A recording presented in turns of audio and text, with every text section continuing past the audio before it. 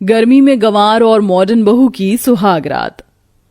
सुषमा, तुम्हारी एक बात मुझे अभी तक समझ नहीं आई। अमन के लिए तो तुम शहर की पढ़ी लिखी मॉडर्न लड़की लेकर आई हो, लेकिन अनुराग के लिए तुम गांव की गंवार लड़की लेकर आई हो, ऐसा क्यों? हम पिछले साल गांव गए थे, वहाँ मेरी मुलाकात गोपी से हुई थी। बड़ी ही सीधी सादी और भोली भाली लड़की है, इसलिए मैंने सोचा कि मैं उसका रिश्ता अनुराग से तय कर देती हूँ। वो भले ही गांव की है, लेकिन गंवार थोड़ी ना है। सुषमा और शशि आपस में बात कर ही रहे होते हैं कि तभी उन्हें बारात के आने की आवाज आती है, जिसे सुन सुषमा आरती की थाली लिए सबसे पहले अपनी मॉडर्न नायरा का गृह प्रवेश करती है और फिर अपनी गांव की गंवार गोपी का। गोपी बहू, कैसा लगा तुम्हें तुम्हारा नया घर? माँ जी, ये घर नहीं है, ये तो हवा महल है, हवा महल। इससे कितनी ठंडी ठंडी हवा आ रही है। व्हाट रबिश, क्या तुम्हें ये घर हवा महल दिखाई दे रहा है? मम्मी जी, आप किस गंवार को इस घर की बहू बनाकर ले आई हैं? देखिए शहर की पढ़ी लिखी मैडम, हम भले ही गांव के रहने वाले हैं, लेकिन गंवार नहीं है। हमने भी पूरी 4वीं कक्षा तक की पढ़ाई की है। हाँ। अरे बस भी करो तुम दोनों, अभी ठीक से घर में आई भी नहीं और तुम दोनों का झगड़ा शुरू हो गया। इतना कहकर एक एक कर अपनी बहुओं को उनके कमरे में छोड़कर आती है।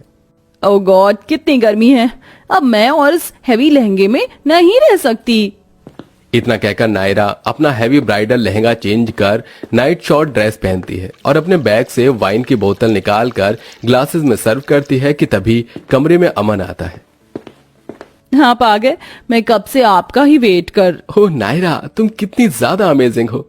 तुम्हें पता है, मैं हमेशा से चाहता था कि मैं अपनी फर्स्ट नाइट को अपनी वाइफ के साथ वाइन पीकर एंजॉय करूं। लेकिन तुमने तो मेरे बोलने से पहले ही मेरी विश पूरी कर दी।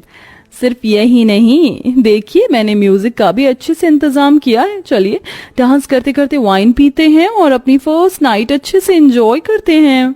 जहां एक तरफ मॉडर्न बहू मॉडर्न तरीके से अपनी अपनी फर्स्ट नाइट एंजॉय करती है, वहीं दूसरी तरफ मोरी मैया, कितनी गर्मी है, गला सूख रहा है। कमरे में बैठी गोपी गर्मी और प्यास की वजह से परेशान हो रही थी कि तभी गोपी की नजर बेड के साइड पर रखे मिनी फ्रिज पर जाती है। ये क्या है? ये तो किसी डब्बे जैसा लग रहा है। गोपी जैसे ही मिनी फ्रिज को खोलती है तो उसके अंदर से आ रही ठंडी हवा और लाइट को देखकर डर जाती है। हाय रे दैया, ये क्या बवाल है? राम राम, लगता है कोई भूत है। बापू कहते थे जहाँ कहीं भी चुड़ैल भूत होता है वो जगह बहुत ठंडी होती है। बेचारी गंवार गोपी डर में कमरे के कोने में जाकर बैठ जाती है कि तभी वहां अनुराग आता है। अरे गोपी, इतना बड़ा कमरा है और तुम हो कि यहाँ कोने में बैठी हो? भूत भूत है उधर। क्या भूत? कहाँ है भूत? वो तो रहा आपके पीछे। अनुराग जैसे पीछे मुड़कर देखता है तो उसे अपना मिनी फ्रिज खुला हुआ दिखता है, जिसे देख अनुराग को हंसी आ जाती है। अरे गोपी, वो कोई भूत नहीं है, बल्कि मिनी फ्रिज है। जैसे किचन में रखने के लिए बड़े फ्रिज होते हैं ना, वैसे ही रूम के लिए मिनी फ्रिज होते हैं। क्या?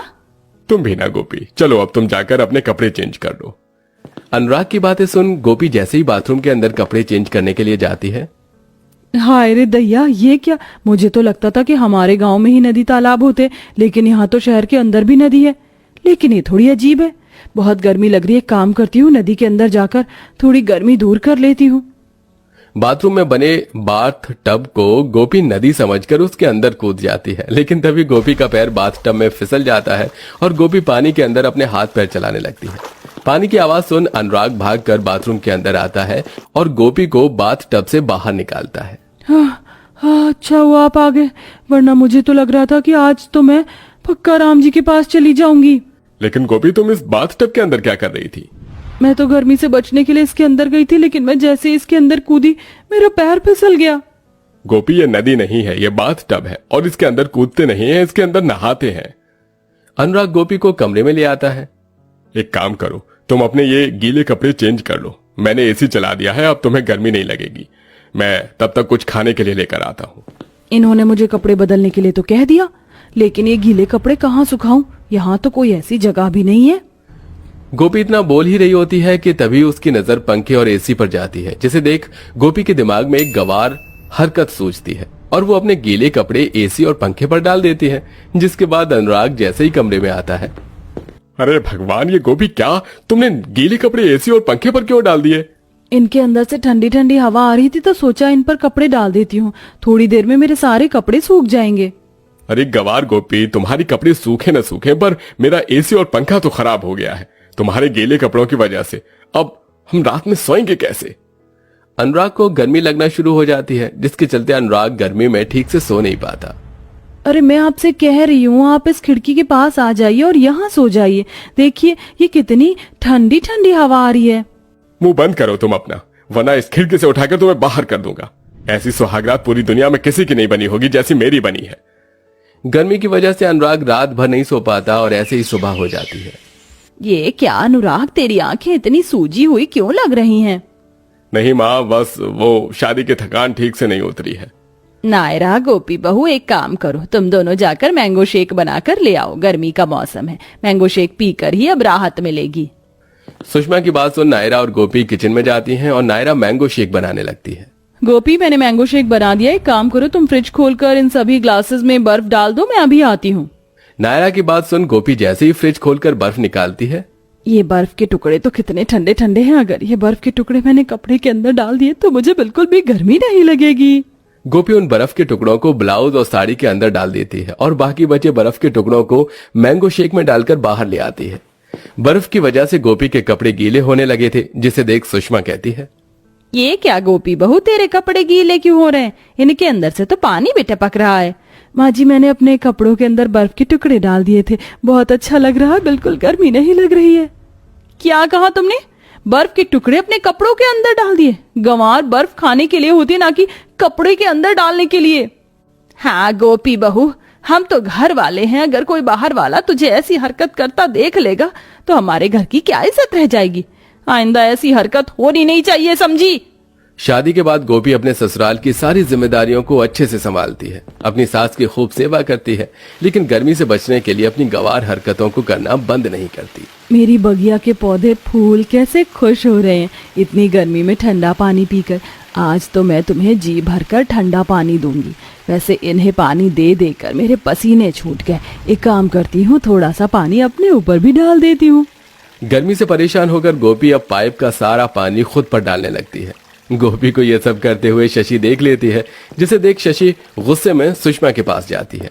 बड़ा शौक था ना तुम्हें गंवार बहू लाने का, देखो तुम्हारी गंवार बहू कैसे तुम्हारी नाक काट रही है। अरे हुआ क्या, कुछ बताओगी? खुद ही चल कर देख लो। सुषमा शशि और बाकी परिवार वालों के साथ जैसे ही गार्डन में जाती है तो देखती है कि उसकी गंवार बहू कैसे पाइप से गार्डन में खड़ी होकर नहा रही है और आसपास मौजूद सभी पड़ोस वाले उसे देखकर हंस रहे हैं।